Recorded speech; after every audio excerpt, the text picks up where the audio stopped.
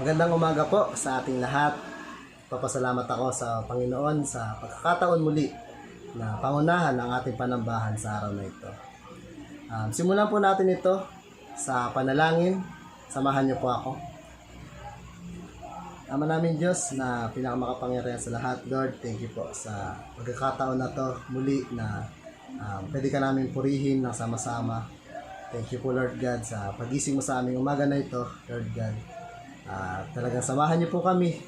Nawa ay talaga mapapurihan ka namin, Lord God. Patawarin niyo po kami sa mga pagkakasala namin, Lord God. Talagang marapatin mo kami, Lord God, na lumapit sa iyo ngayong umaga na ito, Lord God. Ang buong puso. Buong puso po kaming umawit. Buong puso po kaming makinig sa inyong salita, Lord God. Thank you po sa pagkakataon na talagang naway maramdaman namin yung presensya mo, Lord God. Pinupuri ko po namin at pinapasalamatan sa matamis na pangalan ni Jesus. Amen. Kamusta po? Alam ko po na hindi lahat sa atin ay okay dahil sa mga nangyayari sa ating paligid. Marahil worried tayo sa mga bagay na hindi natin sure kung kailan ba maayos o kailan ba matatapos. Pero ito pang sure. At alam ko na lahat po kayo ay agree dito. Na ang Diyos na pinapapurihan natin ngayon ay buhay at kumikilos sa atin. Kaya po ngayon, samahan niyo po ako sa awitin. Huwag po kayong mahiyang umindak at pumalakpak habang umaawit sa ating dakilang Diyos.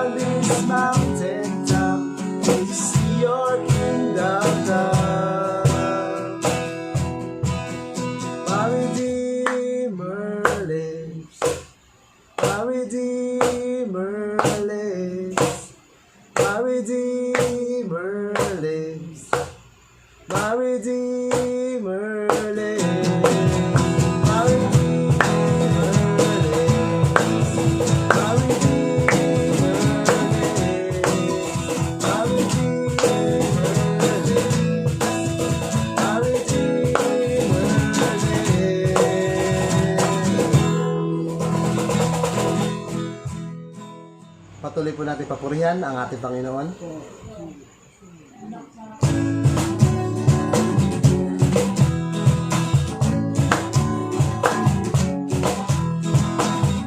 I'm trading my soul.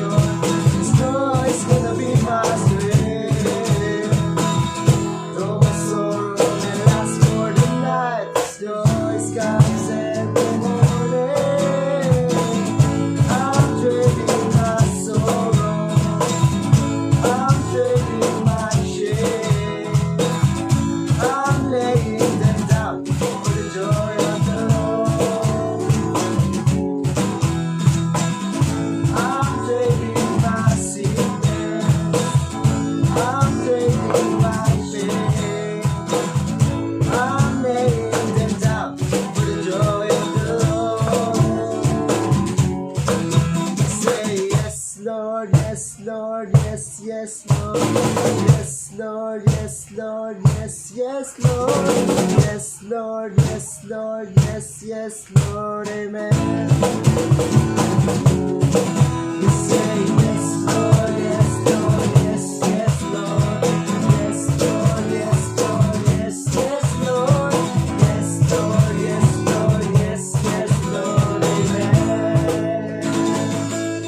Napakan po natin ang ating Panginoon. At ngayon po ay dadako tayo sa ating congregational prayer.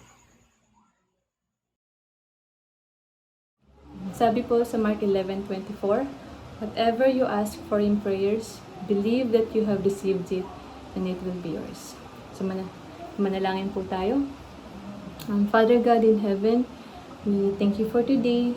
We thank you for we can come to you as a church and say our prayers to you, O God. For we believe that you are a God who will respond to our prayers according to our needs, according to your will, and according to your purpose. God, we worship you for who you are. For you are the God of the mountains, the God of the stars, the God of the heavens and earth. You are the God of the animals and everything that has breath. Come to you and praise your name, O Lord. And kami, Panginoon, bilang iyong templo, bilang iyong mga nilikha, kami din ay nagbibigay ng papuri sa iyo. Dahil ikaw ay mabuti, ikaw ay nakapangyayari sa lahat, ikaw ang nakakalam ng aming pangangailangan. Ikaw yung nakikinig, ikaw yung kaibigan namin, ikaw yung sandalan namin, ikaw yung kanlungan namin. So nagpapasalamat kami, O Diyos, dahil ikaw ay hindi nagbabago. Ikaw ang Diyos namin simula pa sa panahon nila Abraham, nila David, hanggang ngayon, ikaw yung Diyos na yun. So nagpapasalamat kami, O God, sa katapatan mo sa amin. God, we come to you and pray. And remember, O Lord, yung mga youth na member ng Lord of Life or even yung mga kaibigan namin, mga kabataan na nag-undergo ng mental health problems. We remember them, O Lord, that you keep their sanity in you. We pray, Father God, that there will be more support from their family, kung ano man yung mga pinagdadaanan nila, Panginoon. Tulungan mo na maging malakas sila sa pananalangin sa iyo and malakas sila sa pamamagitan ng suporta din ng kanilang pamilya, Panginoon. So we remember them, O Lord. Tulungan niyo po sila sa kanilang mga dinadanas, lalo na ngayon na pandemic. Tulungan niyo po sila na maging connected sa mga mahal nila, sa mga kaibigan nila. And tulungan niyo po sila na magkaroon ng daily routine para makatulong din po sa kanilang mental health.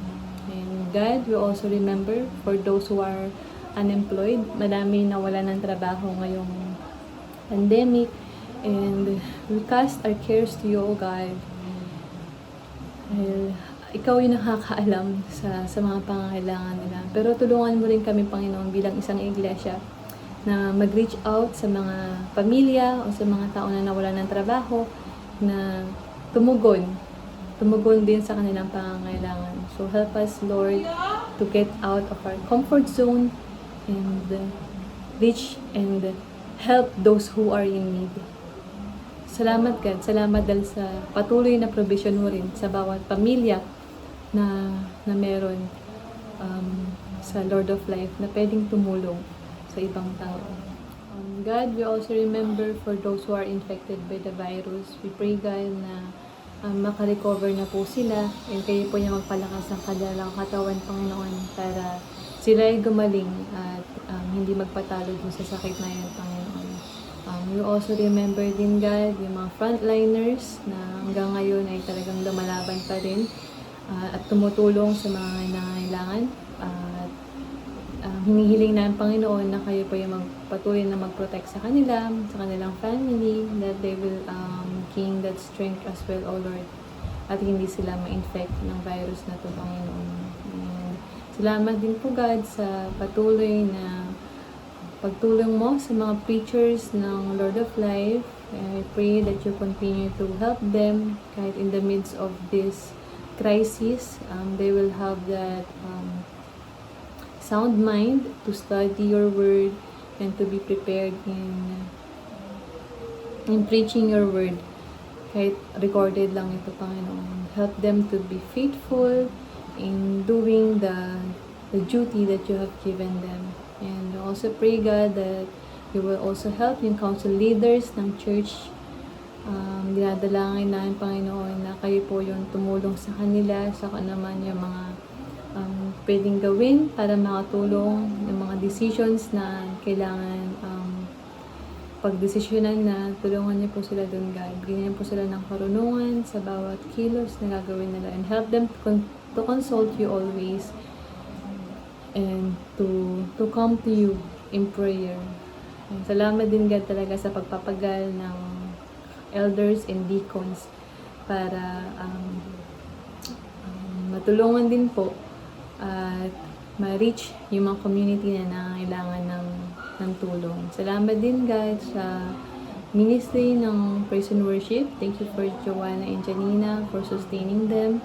And I pray that you will strengthen them every day, God. Alam mo rin yung pagod nila sa trabaho. Alam mo rin, God, yung pagod nila sa personal na ginagawa nila. But I pray, God, that they always find joy in serving you through serving your people, through serving your church.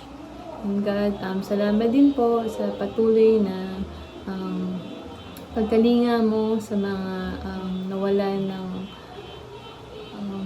mahal sa buhay. I pray that you will bring comfort in their homes, in their hearts, and for those who are undergoing anxiety or stress, we pray, God, that you will give them strength in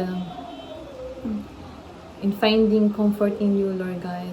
Alam namin, Panginoon, na ikaw yung magbibigay sa kanila ng kapayapaan ng pag-iisip. Pero tulungan niyo rin po sila, God, na talagang magkaroon ng routine, especially sila Auntie Lucy, and yung iba pa, God, na nakakaranas ng paghihirap ngayon sa pag-iisip. God, we also remember yung mga online ministries. Salamat dahil nagpapatuloy po rin po yung Bible studies, yung youth hangout, and mga discipleship groups. Salamat, God, sa mga facilitators nito. And I pray, God, na kahit online lang to, help us to find yung learning in you. And talagang makilala ka namin deeply kahit ganito lang yung pamamaraan. So help us to find strength din and encouragement from those people na nag-stay connect sa bawat isa.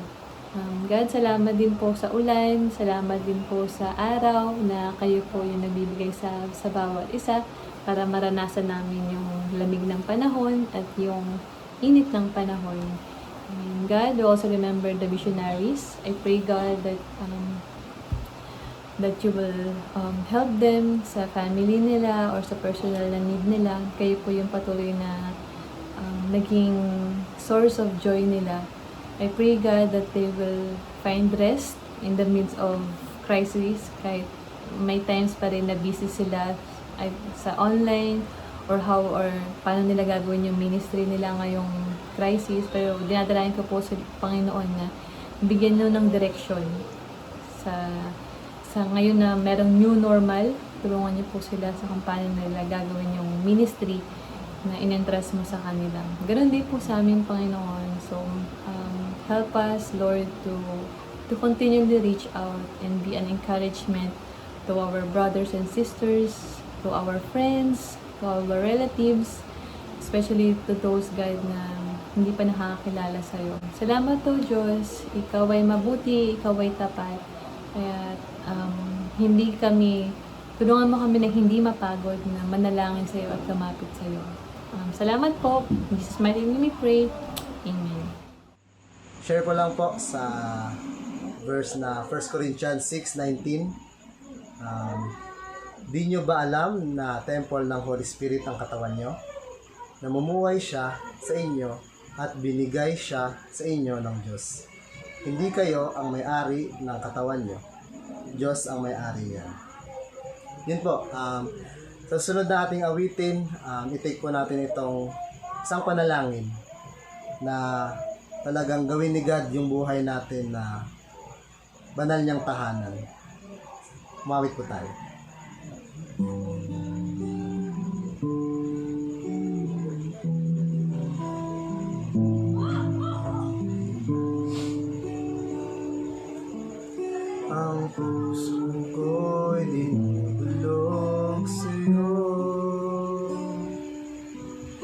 Nagpapakumbaba, nagsusumamo, paging dapatin mo.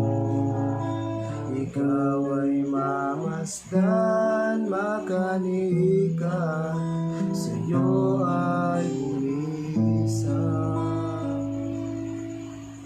Ang puso ko'y dinudulog sa'yo,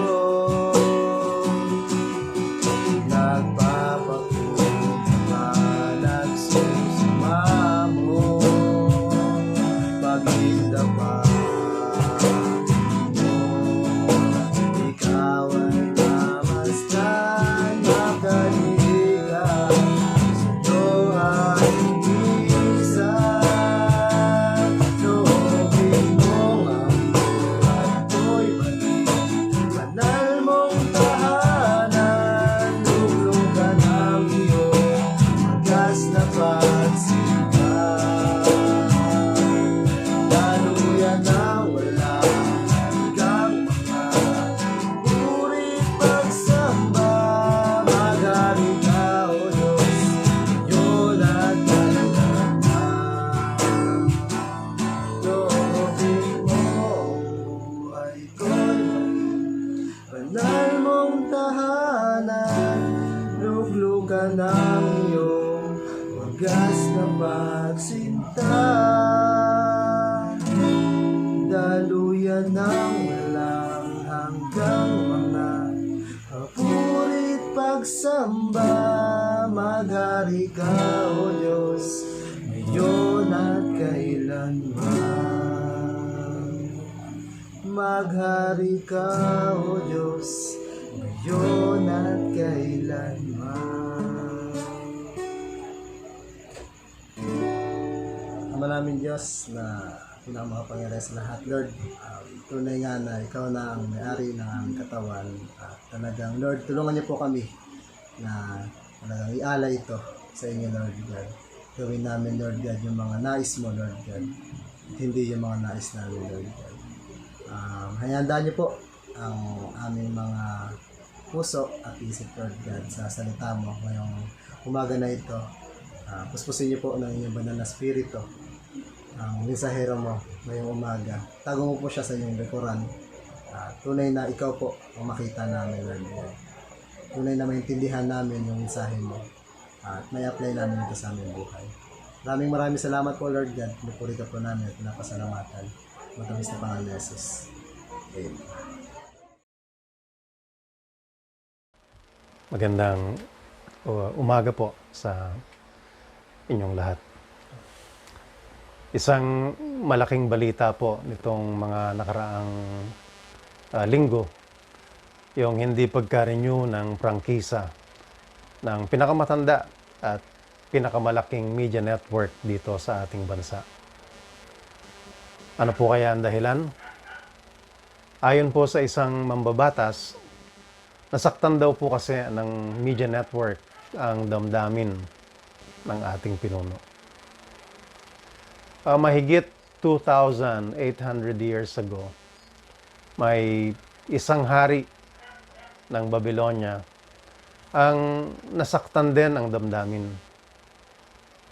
Nagpagawa kasi siya ng kanyang estatwa at ipinag-utos na ang lahat ng tao sa kanyang nasasakupan ay kailangang yumuko at sambahin ito. Ngunit may 3 Hebreyo na sumuway sa utos niya at siya ay nasaktan. Ang 3 Hebreyong ito ay sila Shadrach, Meshach at Abednego. Ang haring nasaktan ng damdamin ay si Haring Nebuchadnezzar. At nitong araw na ito ay ating titingnan ang kanyang buhay. Nalangin po muna tayo. Heavenly Father, we thank you because you reign. And you reign with righteousness. You reign with wisdom. You reign with graciousness. We thank you, Lord. Do allow us indeed to come before you and surrender our lives to you. Reveal your will to us, Lord. Continue to do so and allow us to follow you. Samahan niyo po kami, Panginoon, ngayong sa aming pagtingin sa iyong salita upang mas makilala ka namin at malaman namin ang nais mo para sa amin. In Jesus' name, Amen. Ang text po na titingnan natin ngayong araw na ito ay mula sa aklat ng Daniel. Titingnan po natin ang chapter 4, verses 34 to 37. Sabayan niyo po ako sa pagbasa ng verses na ito. Verse 34. Pagkatapos ng takdang panahon, akong si Nebuchadnezzar ay tumingala sa langit at nanumbalik ang dati kong pag-iisip. Dahil dito, pinuri ko at pinasalamatan ang kataas-taasang Diyos, ang nabubuhay magpakailanman. Ang kapangyarihan niya'y walang hanggan, ang paghahari niya'y magpakailanman. Lahat ng nananahan sa lupa ay walang halaga. Ginagawa niya sa hukbo ng langit anumang naisin niya. Walang maaaring mag-utos sa kanya ni makakatutol sa kanyang ginagawa.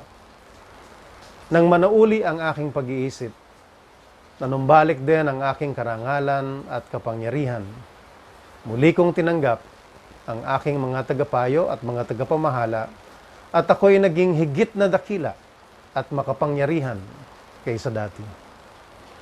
Verse 37. Kaya, akong si Nebuchadnezzar ay nagpupuri ngayon at nagpapasalamat sa Hari ng Kalangitan sapagkat lahat ng gawa at tuntunin niya ay matuwid at makatarungan. Ibinabagsak niya ang mga palalo. Yun pong teksto na binasa po natin ay ang patotoo ni Nebuchadnezzar sa paghahari ng Diyos. Tingnan po muna natin sino po ba itong si Nebuchadnezzar. Siya ay makapangyarihang hari ng Babylonia mula 605 to 562 BC. Siya ang nagpabagsak sa imperyo ng Assyria. Siya ang sumakop sa Juda. Siya ang kumuha sa mga kasangkapan ng templo sa Jerusalem at inialay ito sa kanyang mga Diyos-Diyosan. Siya ang nagpa-exile sa mga lahing maharlika bilang trophies of conquest. At siguro, para gawin ding mga hostages, para yung mga naiwan sa Juda will be, good behavior sila. Pero, alam po nyo, siya din pala ay isang lingkod ni Yahweh. Tingnan po natin ang sinasabi sa Jeremiah 43:10. Sabihin mo sa kanila, sinasabi ni Yahweh na makapangyarihan sa lahat, ang Diyos ng Israel. Dadalhin ko ang aking lingkod na si Haring Nebuchadnezzar ng Babylonia at ang kanyang trono ay ilalagay niya sa ibabaw ng mga batong ito na aking ibinaon. Ilalatag niya sa ibabaw nito ang kanyang tolda. Ngunit, namuhay po si Nebuchadnezzar na hindi kinikilala si Yahweh bilang kanyang Diyos at bilang hari ng lahat. At dahil dito, ay ginawaran siya ng parusa. 7 taong pamumuhay na mistulang hayop. Yun pong text natin kanina ay yung patotoo ni Nebuchadnezzar nang ibinalik na siya ng Diyos sa pamumuhay ng isang normal na tao at bilang hari muli ng Babylonia. Sa kwento ng buhay ni Nebuchadnezzar makikita natin na kung papaano maaaring kumilos ang Diyos sa buhay natin upang dalhin tayo sa pagkilala sa kanyang paghahari. Sa iba't ibang kaparaanan, nagpakilala si Yahweh kay Nebuchadnezzar. Ito ay upang kilalanin ni Nebuchadnezzar na si Yahweh ang tunay na naghahari at may kapamahalaan sa lahat. Sa Daniel 1, sa pamamagitan ni Daniel, Shadrach, Meshach at Abednego, ipinakita ni Yahweh ang kanyang paglingap at pagbibigay ng karunungan sa mga tapat sa kanya. Sa Daniel 2, sa pamamagitan ng panaginip, nangusap si Yahweh kay Nebuchadnezzar. Nakita ni Nebuchadnezzar sa panaginip ang isang estatwa na may ulong ginto, may dibdib at bisig na pilak, tiyan at hita na tanso, mga binti na bakal, at mga paa na ang isa ay bakal at ang isa pa ay putik na luto. Sa pamamagitan ng estatwa sa panaginip, ipinaalam kay Nebuchadnezzar ang kapamahalaan ni Yahweh sa lahat ng kaharian sa iba't ibang panahon. Ipinaalam kay Nebuchadnezzar na si Yahweh ang nagtatalaga at nagpapabagsak ng mga nasa kapangyarihan. Na si Yahweh ang Diyos ng Israel ang nagtalaga sa kanya at nagpahintulot sa pagpapalawak ng kanyang kaharian. Ngunit, imbes na sambahin ni Nebuchadnezzar ang Diyos, siya ay nagpagawa ng higanteng estatwa ng sarili at ipinag-utos na ito ay sambahin ng kanyang mga nasasakupan. Tumanggi si Shadrach, Meshach at Abednego na gawin ito maski na may banta sa kanilang buhay. Kung kaya, sila ay ipinatapon ni Nebuchadnezzar sa napakainit na pugon. Nagpakita ang Diyos kay Nebuchadnezzar na kasama ang 3 Hebreyo sa pugon. Ito ay upang ipakita ang kanyang personal na pag-iingat sa mga tapat sa kanya. Ngunit hindi pa rin kinilala ni Nebuchadnezzar si Yahweh bilang kanyang Diyos. Nagkaroon ng ikalawang panaginip si Nebuchadnezzar. Ito ay nasa Daniel 4. Nakakita siya ng isang madahon at mabungang puno, abot langit. Sumisilong sa ilalim ang mga hayop at namumugad sa mga sanga ang mga ibon. Dito kumukuha ng pagkain ang lahat ng nilalang. Nakita ni Nebuchadnezzar na may anghel na bumaba mula sa langit at nagpaputol sa puno. Pero hindi pinagalaw ng anghel ang natirang bahagi at ang mga ugat ng puno. Iniutos din ng anghel na tanikalaan ng bakal at tanso ang natirang bahagi ng puno. At nagsabing, bayaan lang ito sa damuhan, sa gitna ng parang. Bayaan lang na mabasa ng hamog at manirahan sa parang kasama ng mga hayop at mga halaman. Ang sabi pa ng anghel, ang isip ni Nebuchadnezzar ay papalitan ng isip ng hayop sa loob ng 7 taon. Sa verses 20 to 26 ng Daniel 4, sinabi ni Daniel kay Haring Nebuchadnezzar na ang lumaking punong kahoy na nakita niya sa panaginip ay siya, si Nebuchadnezzar. Na ang ginawa sa puno ay ang kaparusahan ng kataas-taasang Diyos sa kanya dahil sa kanyang hindi pagkilala sa kapamahalaan ni Yahweh. Sinabi din ni Daniel sa kanya, itataboy ka sa parang at doon maninirahang kasama ng mga hayop ng 7 taon. Kakain ka ng damo, tulad ng baka. Wika pa ni Daniel kay Nebuchadnezzar, Maghahari kayong muli sa sandaling kilalanin ninyo na lahat ng tao ay nasa ilalim ng kapangyarihan ng Diyos at maibibigay niya ang kahariang ito sa sino mang kanyang naisin.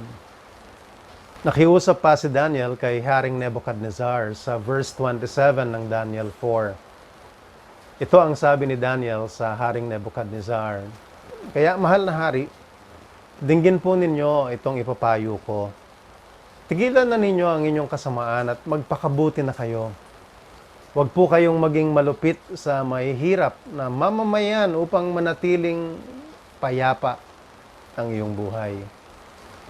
Sa payo ni Daniel kay Nebuchadnezzar, ipinapaalam sa atin na ang pagkilala sa paghahari ng Diyos sa buhay natin ay inaasahang magdadala ng pagbabago sa pakikitungo natin sa ating kapwa. Pagkalipas po ng 1 taon mula nung pag-uusap ni Haring Nebuchadnezzar at ni Daniel, habang namamasyal si Haring Nebuchadnezzar sa hardin sa bubong ng kanyang palasyo sa Babylonia, ito po yung sabi niya sa Daniel 4 verse 30. Sinabi ni Nebuchadnezzar, talagang dakila na ang Babylonia. Ako ang nagtatag nito upang maging pangunahing lunsod at maging sagisag ng aking karangalan at kapangyarihan. Hindi pa siya natatapos sa pagsasalita. Ito sa verse 31, isang tinig mula sa langit ang nagsabi, Haring Nebuchadnezzar, pakinggan mo ito, aalisin na sa iyo ang kaharian. Makita natin na binigyan pa ng Diyos ng pagkakataon at panahon si Nebuchadnezzar na magbago bago ilapat ang kaparusahan sa kanya. Pag ganyan din ang Diyos sa atin.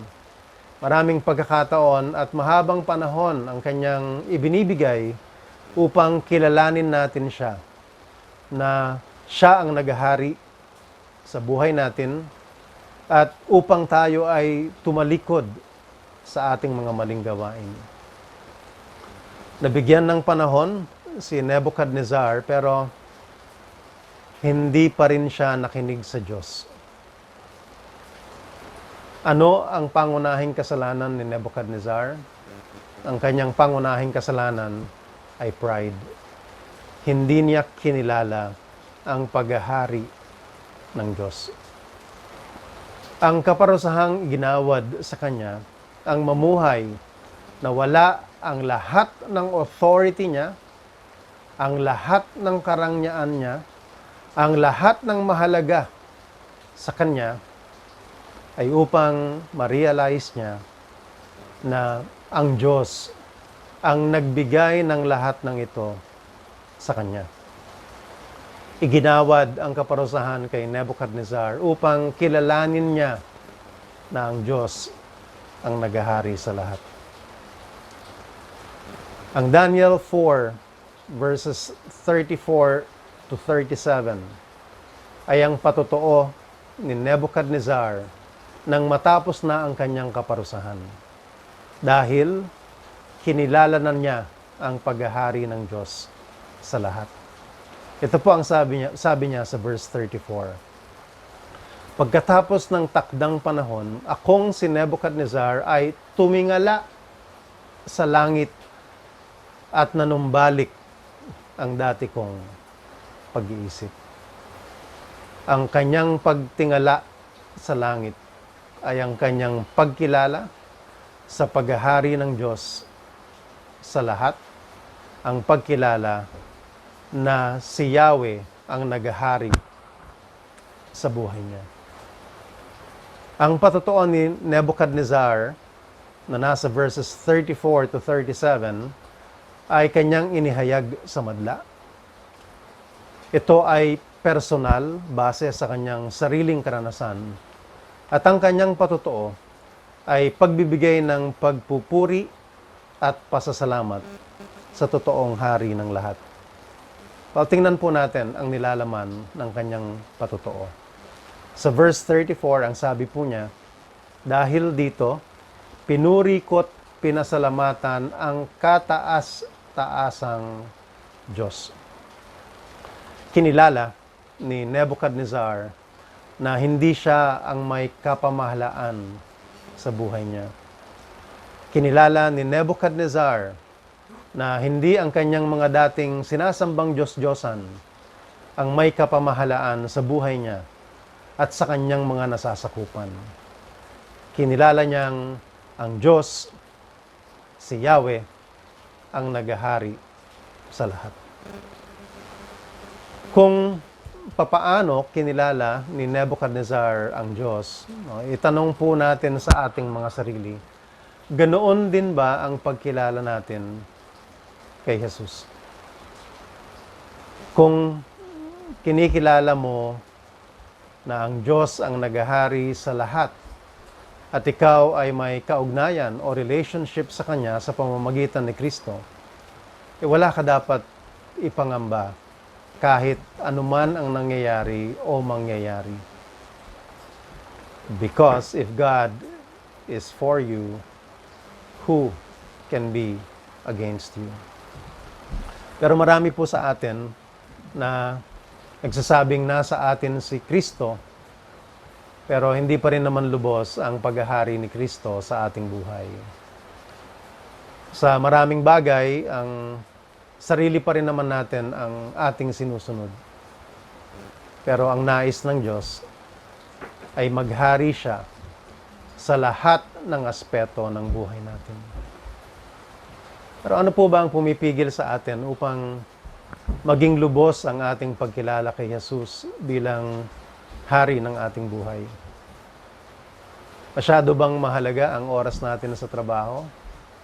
O anumang hobby natin para ibigay natin ang premium time natin kay Jesus? May iniibig ka ba na alam mo namang hindi dapat? Nahihirapan ka bang magbigay ng tithes mo? Nahihirapan ka bang magbahagi ng iyong yaman para sa mga nangangailangan? Katulad kay Nebuchadnezzar, maaaring kunin ng Diyos sa atin ang mga bagay na pumipigil sa atin sa lubos na paghahari ni Jesus sa buhay natin. Sa verse 34, ang sabi ni Nebuchadnezzar, pagkatapos ng takdang panahon, akong si Nebuchadnezzar ay tumingala sa langit at nanumbalik ang dati kong pag-iisip. Ang patotoo ni Nebuchadnezzar ay ito, na ang Diyos ang nagtatakda ng lahat. Ang sabi nga po sa Ecclesiastes 3:1, there is a time for everything and a season for every activity under heaven. Hindi tao ang nagdidetermine ng takbo ng kasaysayan, ang pagtaas o paglubog ng mga nasa kapangyarihan. Ay kinikilala din ba natin na ang Diyos ang siyang nagtatakda ng lahat? Sa kapahintulutan ng Diyos ay naging makapangyarihang bansa muli ang China. Sa kapahintulutan ng Diyos ay may pandemic ng COVID-19 sa kapanahunan natin. Sa kapahintulutan ng Diyos ay may mga namumuno sa atin ngayon na wala sa tao ang kanilang interest. Namumuno na ang tingin sa Diyos ay tanga. Sa pagkilalang ang Diyos ang nagtatakda ng lahat, lumapit tayo sa Diyos at hingin ang kalakasan ng katawan at isipan at ilatag sa Kanya ang ating mga hinaing ukol sa mga namumunong hindi kumikilala sa Kanya. Sa verse 35, ang sabi ni Nebuchadnezzar, lahat ng nananahan sa lupa ay walang halaga. Ginagawa niya sa hukbo ng langit, anumang naisin niya, walang maaaring mag-utos sa kanya ni makakatutol sa kanyang ginagawa. Ano ang ibig sabihin ng Nebuchadnezzar sa mga katagang lahat ng mga nananahan sa lupa ay walang halaga? Ang katagang ito ay tumutukoy sa kapangyarihan at wisdom ng mga nananahan sa lupa. Idinideklara ni Nebuchadnezzar na walang makaka-challenge sa kapangyarihan at wisdom ni Yahweh. Dinideklara niya, walang makaka-challenge sa paghahari ng Diyos. Dahil nga, ginagawa ni Yahweh sa hukbo ng langit ang anumang naisin niya at walang maaaring mag-utos sa kanya ni makatututol sa kanyang ginagawa. Pero tayong mga nananahan dito sa lupa, ay mahalaga sa Diyos. Nilikha niya tayo, ang tao, sa kanyang wangis. Pinapahalagahan niya ang bawat tao at pinakita niya ito sa kanyang pagmamahal na umabot sa pagbibigay ng kanyang anak na si Jesus para sa kaligtasan natin mula sa siguradong kapahamakan dahil sa hindi pagkilala sa kanyang paghahari. We do not have a stupid God. Rather, we have a wise and loving God. We have a mighty God who cannot be rivaled or challenged by anyone. Marami nang nagtangkang hamunin ng Diyos, subalit lahat ay nabigo. Huwag nating hamunin ng Diyos. Huwag nating itaas ang ating kamao sa Kanya. Magmataas tayo sa Kanya at suwayin siya. Huwag po nating gawin yon. May kwento tungkol kay Napoleon Bonaparte, bago nagumpisa ang Battle of Waterloo. Pagkatapos daw po na ibigay ni Napoleon ang plano sa pakikipaglaban sa kanyang mga tao, sinabi niya to, "At the end of the day, England will be at the feet of France. And Wellington," ito pong si Wellington yung nangunguna sa grupo ng England, "and Wellington will be the prisoner of Napoleon." Ang paalala daw po sa kanya ng kanyang commanding officer, "But we must not forget that man proposes and God disposes." Pero sinagot daw ni Napoleon ang kanyang commanding officer ng ganito, "Well, I want you to understand, sir, that Napoleon proposes and Napoleon disposes."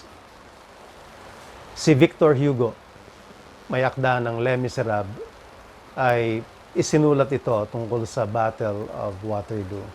Ang sabi niya, "From that moment, Waterloo was lost. For God sent rain and hail so that the troops of Napoleon could not maneuver as he had planned. And on the night of the battle, it was Napoleon who was prisoner of Wellington and France who was at the feet of England." Walang makaka-challenge sa paghahari ng Diyos. Sa verse 34, ang sabi pa rin ni Nebuchadnezzar, "Ang kapangyarihan niya'y walang hanggan, ang paghahari niya'y magpakailanman." Idinideklara ni Nebuchadnezzar na ang paghahari ng Diyos ay walang hanggan. Ang paghahari ng Diyos ay forever. Well, nasabi niya ito dahil nakilala din niya na ang Diyos ay forever. Sa unang bahagi ng verse 34, ang sabi niya, ang kataas-taasang Diyos ang nabubuhay magpakailanman. Ni-recognize niya yung eternity na nature ng Diyos. Walang simula, walang end. Ang maraming pinuno ang naghahari-harian. Maigi nga at ang kanilang buhay at ang kanilang paghahari ay hindi forever. May katapusan. Makapagbigay sana ito ng kaaliwan sa atin.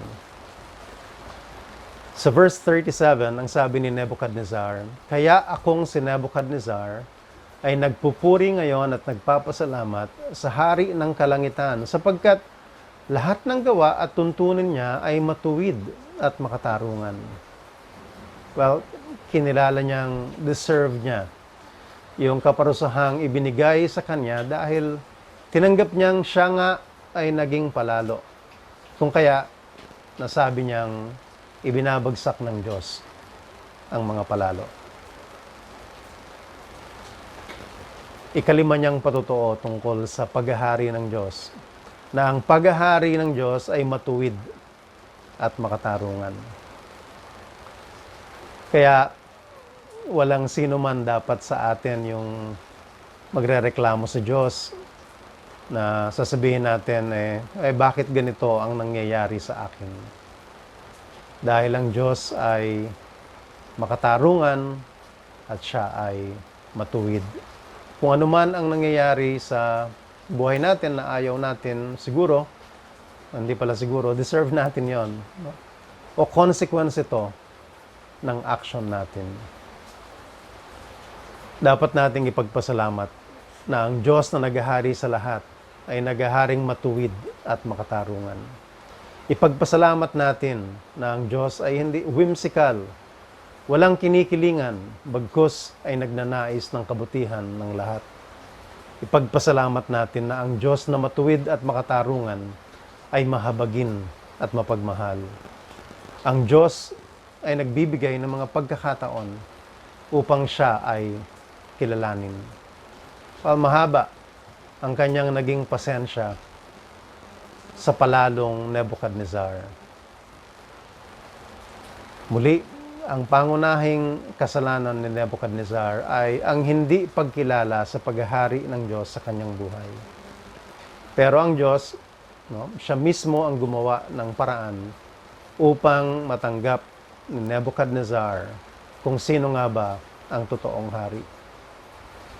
Sa atin ay ganun din. Ang Diyos din mismo ang gumagawa ng paraan upang si Jesus ay tanggapin natin bilang hari ng ating buhay. Kung titingnan ko ang aking sarili, parang wala sa katiting ang aking pagiging palalo, kung ikukumpara ko kay Nebuchadnezzar. Pero, kung susuriin ko talaga ang aking sarili, wala naman talaga akong pinagkaiba kay Nebuchadnezzar.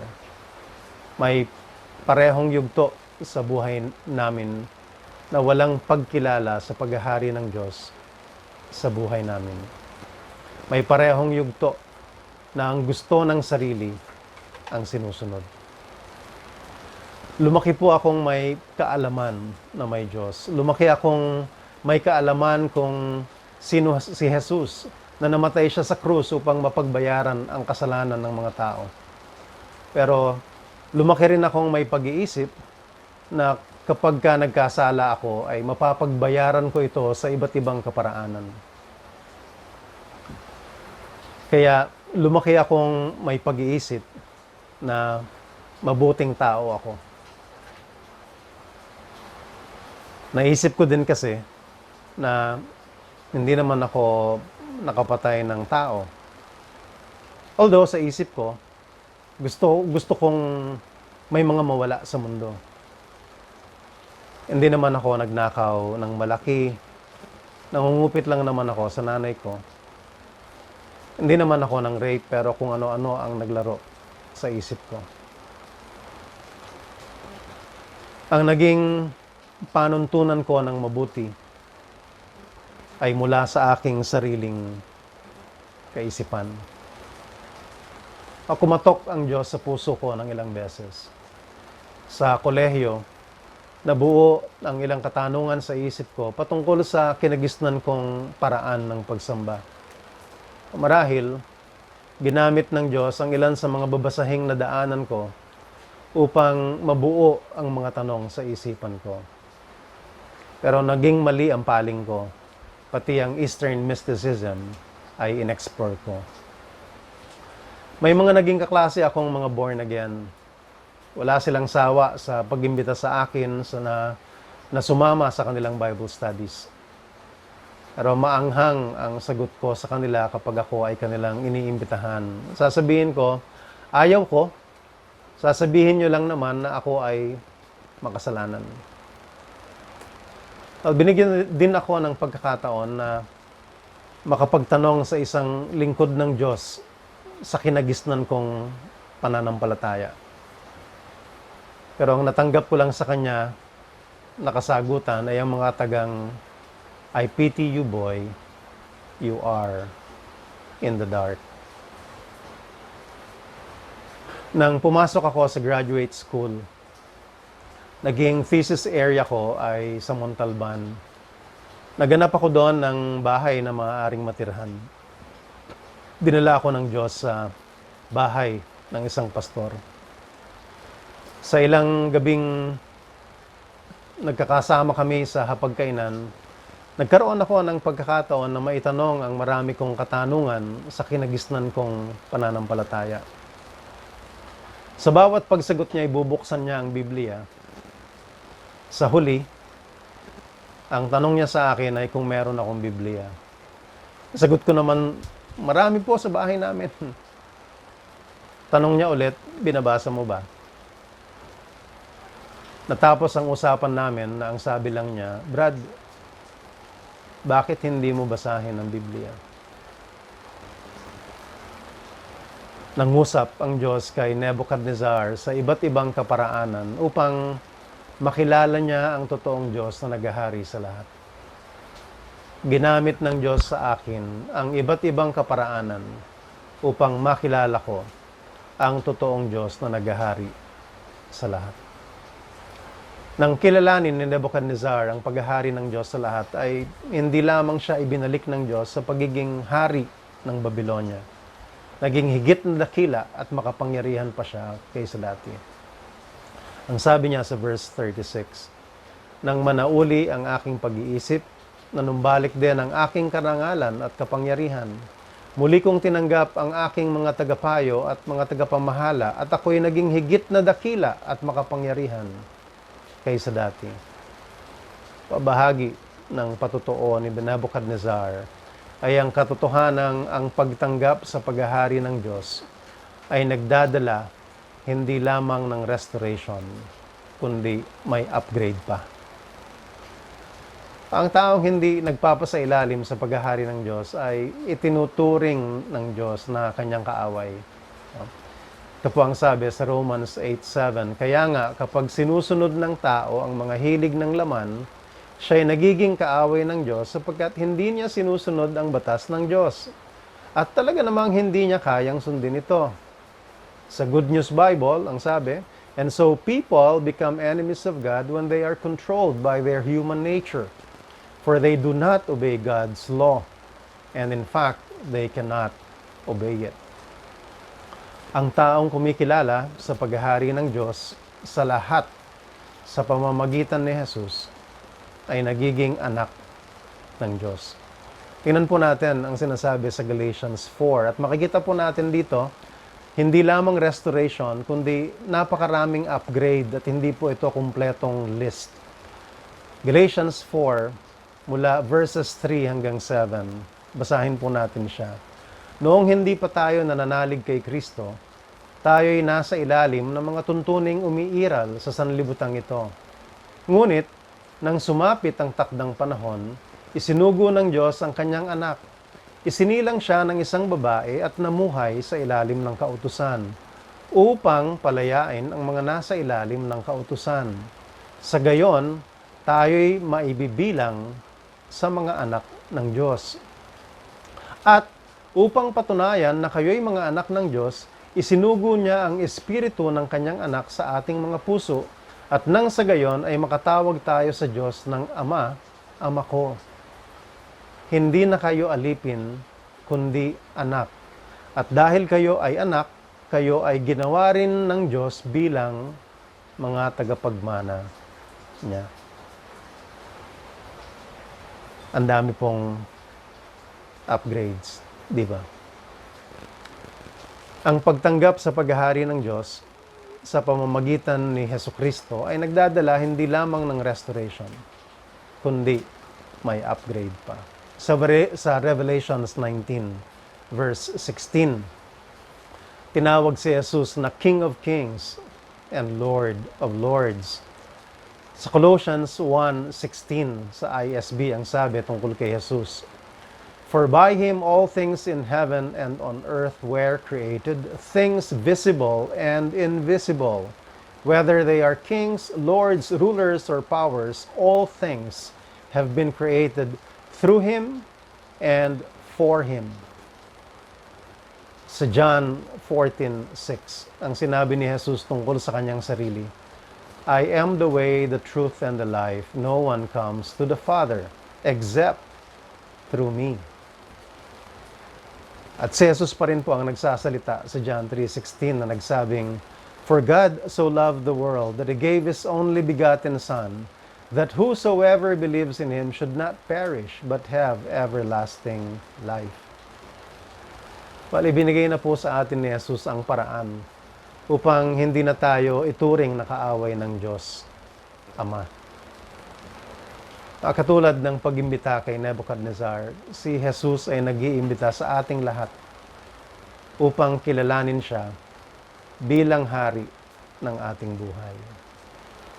Dahil si Jesus ang naghahari sa lahat, dahil si Jesus ang nagtatakda ng lahat, at walang makaka-challenge sa kanyang paghahari dahil ang paghahari niya ay walang hanggan.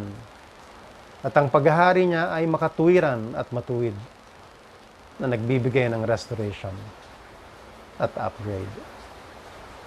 Tara na mga kapatid, tanggapin natin si Jesus bilang hari ng ating buhay at bilang hari ng lahat. Magandang umaga po. Magandang umaga po. Maraming salamat sa ating Panginoon sa paggabay po sa akin. First time ko pong gagawin ito. At inaanyayahan ko po kayong lahat. Ngayon, sabay-sabay po tayo sa communion. Meron pong mga bagay na nais ng ating Panginoon Jesus na dapat inaalala natin tuwing ginagawa po natin ang communion. Sa po rito ay nais niya po na isipin natin yung hinaharap. Na sa kanyang muling pagdating ay darating siya bilang isang hari na hahatol po sa ating lahat. Sabi nga po sa unang Korinto, talata 11 verse 26, sapagkat tuwing kakain kayo ng tinapay na ito at iinom sa kopang ito, ipinapahayag ninyo ang kamatayan ng Panginoon hanggang sa kanyang muling pagparito. Nais din po ng ating Panginoon Jesus na kung iniisip ba natin na kapag tayo yung nagko-communion, ay namumuhay ba tayo ayon sa nais niya? Sinasabi nga po din sa unang Korinto, talata 11, 27 at 29 po. Kaya ang sinumang kumakain ng tinapay at umiinom sa kopa ng Panginoon, sa paraang di nararapat ay nagkakasala sa katawan at dugo ng Panginoon. Kaya't dapat siyasatin ng tao ang kanyang sarili bago siya kumain ng tinapay at uminom sa kopa. Sapagkat ang sinumang kumakain at umiinom ng hindi kinikilala ang kahalagahan ng katawan ng Panginoon ay kumakain at umiinom ng kahatulan laban sa kanyang sarili. Kaya mga kapatid, pag-isipan po natin mabuti. Handa ba ho tayo? Siyasatin po natin ang ating mga sarili, suriin po natin at ihingi po natin ng tawad ang ating mga nagawang pagkakasala. Ihanda po natin ang ating sarili ngayon sa harap ng ating Panginoon. Kaya nayayaan ko po kayong lahat na manalangin po tayo para itaas po natin sa Diyos ang ating sarili.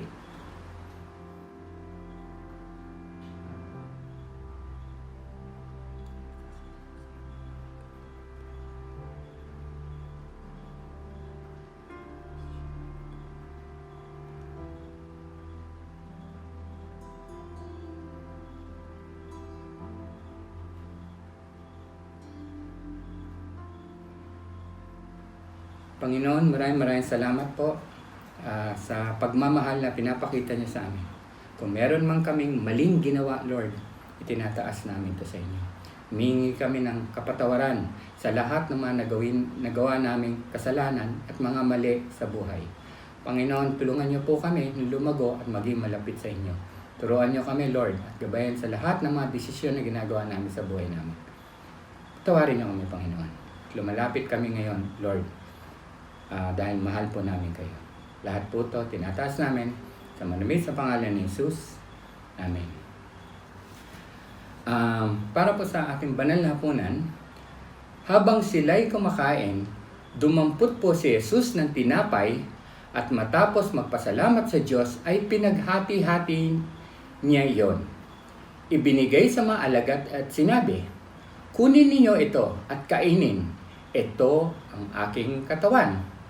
Kaya kung meron po sa inyong bahay, kung ano man na meron sa inyo na tinapay, biskwit o crackers na sumisimbolo sa katawan ng ating Panginoon Hesukristo, gawin po natin. Pira-pirasuin po natin at bigyan natin ang mga kasamahan po natin. Mga kapatid, alalahanin po natin ang pagbibigay ng buhay ng ating Panginoong Hesukristo para sa atin sa krus sa ating pagkain nito. Kaya nayaya ko kayo, kainin po natin.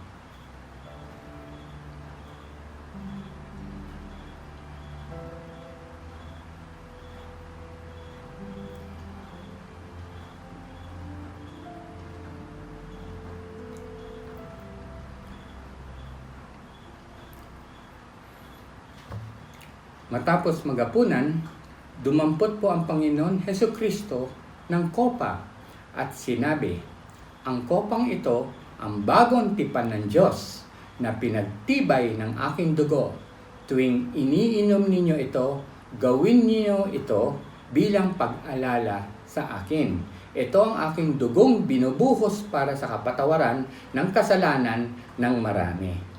Kaya ulitin ko po, kung meron po kayong na sumisimbolo na sa ating Diyos, sa dugong ibinigay ng ating Panginoon Hesukristo para sa atin, iinumin po natin. At alalahanin po natin na ito ang simbolo ng bagong tipan na meron tayo sa pamamagitan po ni Kristo. Kung hawak nyo na po, gawin po natin. Inumin po natin.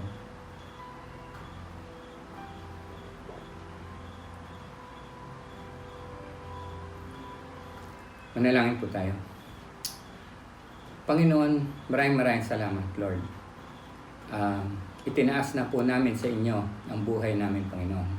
At Lord, tinanggap namin kayo bilang tagapagligtas ng buhay namin, Panginoon. At Lord, maraming salamat sa bibigay ng inyong anak para tubusin ang aming kasalanan. Maraming salamat, Lord, sa lahat ng ginagawa niyo sa amin. At Lord, gusto namin lumago sa inyo. Lord, maraming salamat sa pagmamahal nyo, sa kadakilaan nyo, Lord, sa pagiging matuwid at pagtulong sa amin, Panginoon, sa lahat ng mga bagay, sa mga kahinaan namin, Lord. Maraming salamat, Lord. At lahat po ito, tinataas namin sa manuwis pangalan ni Jesus. Amen. Salamat po. Maaari na po nating i-deposit ang ating mga offerings at tithes sa ating LOLCF bank accounts sa pamamagitan ng online transactions. Para po sa Bank of the Philippine Islands o BPI, ang ating account name ay Lord of Life Christian Fellowship of Quezon City, Inc. At ang ating account number ay 228-3100831. Para naman po sa Banco de Oro o kaya naman ay BDO, ang ating account name ay Lord of Life Christian Fellowship of Quezon City, Inc. At ang ating account number ay 0022-102-92774. For offerings with specific purpose, maaari po nating i-email ang kopya ng ating deposit slip o kaya naman ay screenshot ng ating transaction at ilagay kung para saan ito sa email bago isend sa lordoflifecf@yahoo.com. Magkakaroon po tayong muli ng online worship service sa susunod na linggo ng 9 o'clock ng umaga dito po sa ating official Facebook page, facebook.com/LOLCFofficial. Maligayang kaarawan po sa mga sumusunod.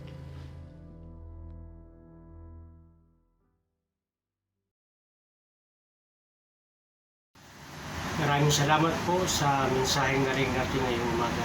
Tanggapin po natin ang paspas ng Panginoon. Sa Kanya na makapag-iingat sa inyo upang hindi kayo magkasala at makapag-aharap sa inyo ng walang kapintasan at may malaking kagalakan sa kanyang kaluwalhatian. Sa isang Diyos na ating tagapagligtas sa pamamagitan ni Jesucristo Panginoon natin, sa kanyang kapurihan, karangalan, kadakilaan at kapangyarihan, mula po noong una, ngayon at magpakailanman. Amen. Bilang ating pagtatapos po, muli nating awitan ang ating Panginoon.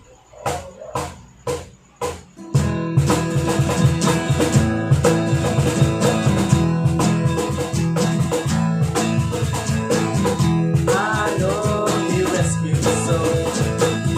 His blood has covered my sin. I believe.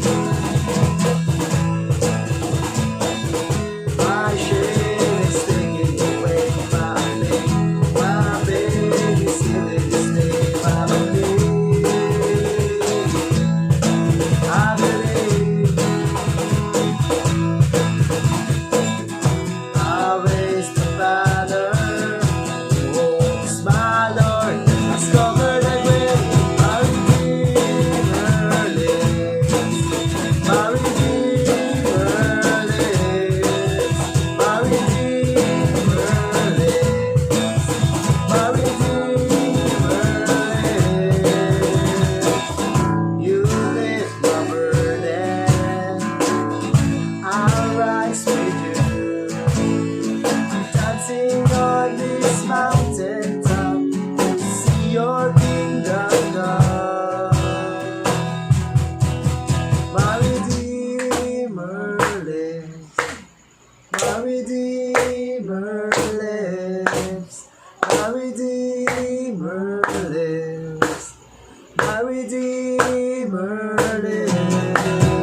My